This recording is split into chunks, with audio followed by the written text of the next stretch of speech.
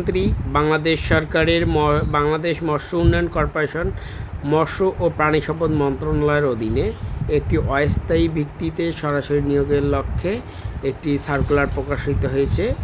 এই অধিদপ্তরে 12টি পদে সার্কুলার প্রকাশ করা হয়েছে। এই 12টি পদের মধ্যে নবম গ্রেডে রয়েছে, 11 গ্রেড রয়েছে, 14 গ্রেড রয়েছে, 16 গ্রেড রয়েছে এবং সর্বশেষ 17 গ্রেডে কিছু পদে সার্কুলার রয়েছে। সো আপনাদের সামনে আজকে আমি এই সার্কুলার সম্পর্কে বিস্তারিত আলোচনা করব, যেটি আমি প্রথম দিক থেকে চলে আসি। মৎস্য ব্যবস্থাপক, মৎস্য ব্যবস্থাপক বলতে বলা হয়েছে যেটা ব্যবস্থাপক অস্থায়ী, নবম গ্রেড। অনেক জায়গায় ব্যবস্থাপক পদটি প্রথম গ্রেড এবং তৃতীয় গ্রেডের থাকে, কিন্তু এখানে এক এক জায়গায় এই পদগুলো এক এক রকম। এখানে ব্যবস্থাপক পদটি নবম গ্রেডে রয়েছে। এই পদে আবেদন করতে পারবে অর্থনীতি, বাণিজ্য ও পরিসংখ্যান ও মৎস্য বিজ্ঞানে প্রথম শ্রেণীতে স্নাতকোত্তর ডিগ্রি এবং উক্ত বিষয়ে দ্বিতীয় শ্রেণীর স্নাতকোত্তর ডিগ্রি, বা কারণ আপনি মাস্টার্সে, এটাকে স্নাতকোত্তর বলতে মাস্টার্সকে বোঝানো হয়েছে। আপনি মাস্টার্স পরীক্ষায় প্রথম শ্রেণী অথবা দ্বিতীয় শ্রেণী থাকলে এই পদের জন্য আবেদন করতে পারবেন। পদের সংখ্যা হচ্ছে 4টি। এইখানে আবেদন করলে বেতন স্কেল আপনার প্রথম শ্রেণীর বেতন স্কেল হিসাবে পাবেন, কিন্তু পদের নাম অনুযায়ী আপনার হচ্ছে যে পদমর্যাদা অনেক হাই, কিন্তু গ্রেড নবম গ্রেড। সো পদটি অনেক ভালো এবং পদোন্নতির ব্যবস্থা আলহামদুলিল্লাহ অনেক সুন্দর। আপনারা এখানে আবেদন করতে পারেন। হিসাবরক্ষক, এটি 11 গ্রেড, বাণিজ্যে স্নাতক ডিগ্রি। এক্ষেত্রে আপনার বাণিজ্যে যে কোনো সাবজেক্ট, মার্কেটিং, অ্যাকাউন্টিং থেকে শুরু করে আপনার হিসাব বিজ্ঞান এগুলা, তারপরে হচ্ছে যে ফিন্যান্স, সব কিছুতেই যারা কমার্স ব্যাকগ্রাউন্ড বা কমার্সে অনার্স মাস্টার্স করেছেন তারা এখানে আবেদন করতে পারবেন। পদের সংখ্যা 2টি। চাকরিটা আলহামদুলিল্লাহ ভালো।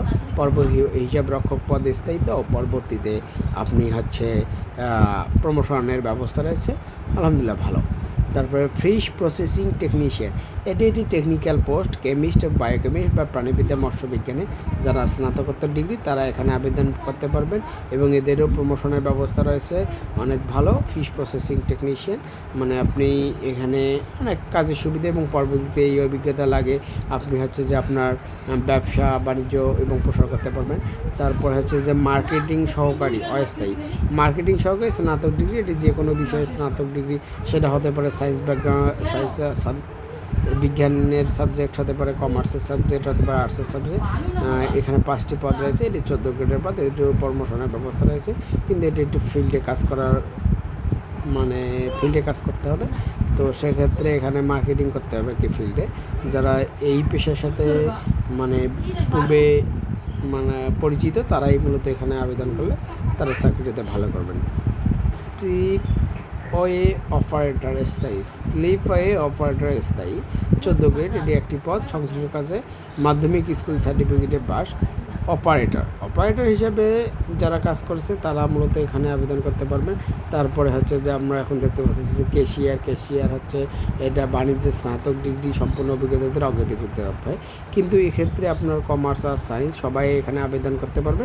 কিন্তু যারা কমার্স ব্যাকগ্রাউন্ড তাদের বা কমার্সে স্নাতক ডিগ্রি অর্জন করেছেন তাদেরকে এখানে আপনার অগ্রাধিকার দেওয়া হবে ভাইভাতে গেলে। তো ভাইবার আগে আপনাকে নিজের যোগ্যতা অনুযায়ী যেতে হবে, তারপরে ওরা বিবেচনা করবে যে কী বিষয়ে আপনাকে অগ্রাধিকার দেওয়া হবে কিনা। তার সহকারী হিসাব রক্ষক স্থায়ী, এটা আগে 14 গ্রেড। এটা হচ্ছে যে 3টি পদ। স্নাতক ডিগ্রিদের বাণিজ্যে যারা তাদেরকে অগ্রাধিকার দেওয়া হবে, কিন্তু রিটার্ন প্রিলি পাশ করতে হবে, দেন তারপরে অগ্রাধিকারের বিষয়টা চলে আসে। নার্সারি সহকারী স্থায়ী 14 গ্রেড 2টি। প্রাণীবিদ্যা সহ বিজ্ঞানে উচ্চ মাধ্যমিক স্কুল সার্টিফিকেট পাস, তবে অভিজ্ঞ প্রার্থীদের অগ্রাধিকার দেওয়া হবে। এখানে হচ্ছে যে আমার বিজ্ঞানে উচ্চ মাধ্যমিক স্কুল সার্টিফিকেট পাস। প্রাণীবিদ্যা বলতে আপনারা যারা ইন্টারমিডিয়েট পাস করছেন এবং প্রাণীবিদ্যা সাবজেক্টটি মাস্ট তাদের থাকতে হবে। যাদের একটা প্রাণীবিদ্যা সাবজেক্ট রয়েছে তারা মূলত এই পদে আবেদন করতে পারবে, অন্যথায় অন্য কেউ এখানে আবেদন করতে পারবেন। তারপর ড্রাইভার পদে পূর্বেও বলেছি, আবারও বলি, ড্রাইভার পদটি স্থায়ী। এটি 8ম শ্রেণী। ভারী যানবাহন চালানোর বৈধ লাইসেন্স হবে। যাদের ভারী যানবাহন চালানোর বৈধ লাইসেন্স রয়েছে তারা মূলত এই পদের জন্য যোগ্য এবং তাদেরকে 8ম শ্রেণী পাস হইতে হবে। এই পদে আবেদন করতে হবে। এটি প্রিলি রিটেন প্র্যাকটিক্যাল দেন ভাইবা। অফিস সহকারী কাম কম্পিউটার মুদ্রাক্ষরিক 5টি নেওয়া হবে। এখানে উচ্চ মাধ্যমিক পরীক্ষায় পাস এবং লিখনে মানে টাইপিংয়ে বাংলা 20, ইংরেজি 30 গতি থাকতে হবে। এখানে প্রিলি রিটেন পাস করার পরে আপনার টাইপিং পরীক্ষা নেওয়া হবে। টাইপিং পরীক্ষায় আপনার বাংলায় 20 মানে 1 মিনিটে 20টা শব্দ টাইপ করতে হবে এবং ইংরেজিতে 30টা শব্দ টাইপ করতে হবে। এই টাইপের বিষয় আরেকটু বলি, যতগুলো শব্দ বলতে বর্ণ টাইপ করা হবে। ধরেন বাংলাদেশ, এখানে কয়েকটি বর্ণ রয়েছে, স্বরে ব একটা, আকার একটা, অনেস্ব একটা, ল একটা, আকার একটা, একার একটা, দ একটা, তালিবর্ষ একটা, এখানে 8টি বর্ণ রয়েছে। এই রকম করে হিসাব করে আপনি যতটা বর্ণ করেছেন তার সাথে 5% মানে গুণ 5 দিয়ে তাদেরকে ভাগ দিতে হবে, গুণ দিতে হবে, ছোটো তাদেরকে গুণ দিতে হবে, গুণ দিয়ে ভাগ দিতে হবে। যত মিনিট আপনি করেছেন এই যে আসবে ততটা মিনিটে, যদি 10 মিনিট দেয় 10 মিনিট এখানে এভাবে করে একটা হিসাব করতে হয়। এই হিসাবের মাধ্যমে আপনি কম্পিউটার অপারেটর পদটি টাইপিং পরীক্ষার সময় হিসাব করে বের করা হয়। যারা বাংলায় মিনিটে 20টা হয় এবং ইংরেজিতে 30টা হয় তারাই মূলত এখানে যোগ্য হিসেবে বিবেচিত হয়।